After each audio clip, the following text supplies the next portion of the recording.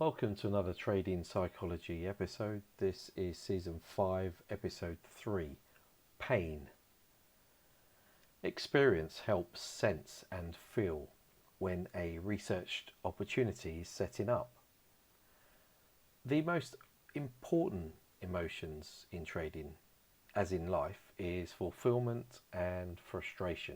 So when we take on a challenge and apply a set process which we have prepped for and involves using our skills and talents, we experience satisfaction.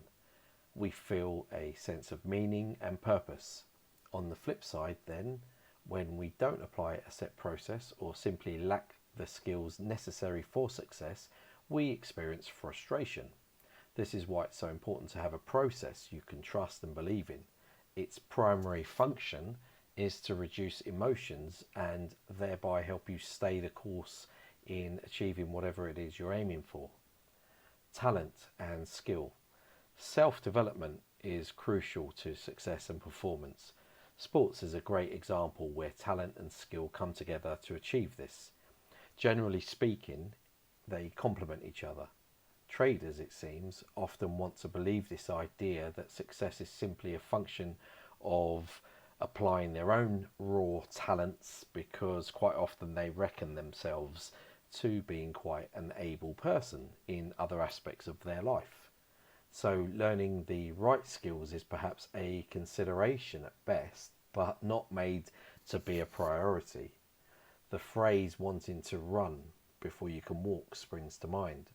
And whereas I feel it's essential to be passionate about wanting to succeed, it's also important to manage one's expectations so as not to become demotivated.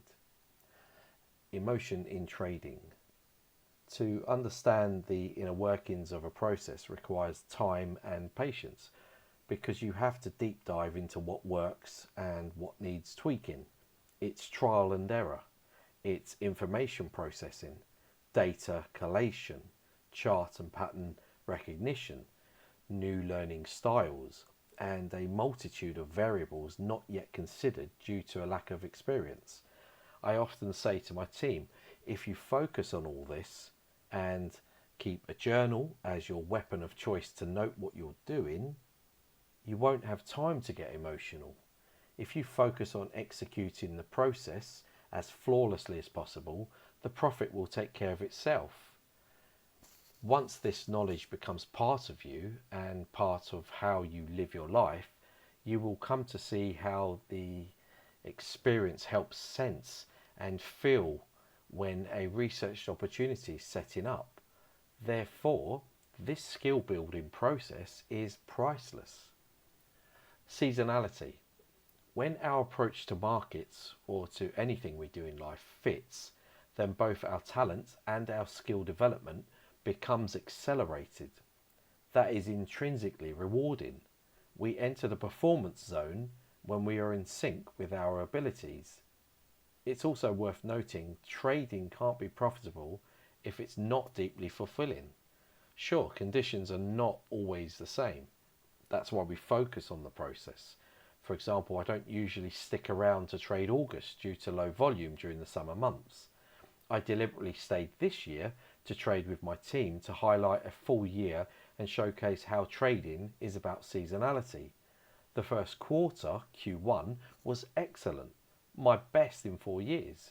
So it was important to get exposure during tougher periods to test how well traders would cope. I knew all too well from experience it would not be easy. This pain, though, along with the highs, has to be felt firsthand. It can't be taught. This reinforces the idea of time freedom, meaning you don't have to work all year. Misconception. When traders initially reflect on emotion, it tends to be about impulsivity, greed, and fear. It's not a bad thing to embrace it all, because there's a need to experience positive emotion when trading. In order to have trading success, it is positive emotion that shows up as we sense opportunity before we consciously identify and make sense of it all. It is also positive emotion that pushes us to learn lessons from our mistakes, and it's positive emotion that connects us to other like-minded individuals like a mentor, so we can benefit from teamwork. So the misconception comes from thinking that trading without emotion is a good thing, when in fact trading with emotion but without attachment to emotion is the important distinction to make. Another serious issue is how traders have an attachment to money. This always ends poorly, leading to disaster. To feel something is information. In life, it's either favourable or unfavourable. The trick is not to become attached to that emotion, as it will dominate our subsequent actions and decision making. So learn to observe emotion and treat it as key information and a potential confluence. A positive experience.